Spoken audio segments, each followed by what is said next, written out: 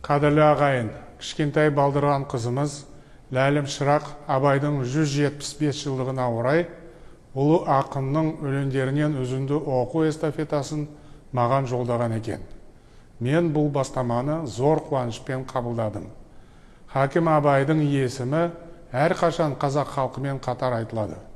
Біз Абайды ұлықтау арқылы жас ұрпақтың бойына ұлттық рух дарытамыз. Абай арқылы елімізді әлемге паш етеміз. Биыл 30 мамырда Данышпан Абайдың 175 жылдығын республикалық деңгейде атап өту жөнінде арнайы жарлыққа қол қойдым. Абай мұрасы біздің қастерлі қазынамыз.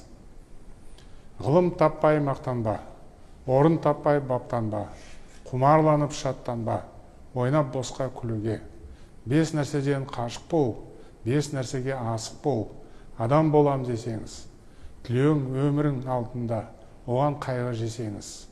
Өсек, өтірік, мақтаншақ, еріншек, бекер, мал шашпақ, 5 дұшпаның білсеңіз. Талап, еңбек, терең ой, қанағат, рахым ойлап қой, 5 асыл іс көнсеңіз. Абай өлеңдерін оқу эстафетасын білім және ғылым министрі Асхат Аймағамбетовке, мәдениет және спорт министрі Ақтоты Райымқұловаға және бүкіл әлемді мойындатқан талантты әнші Димаш Құдайбергенге жолдаймын.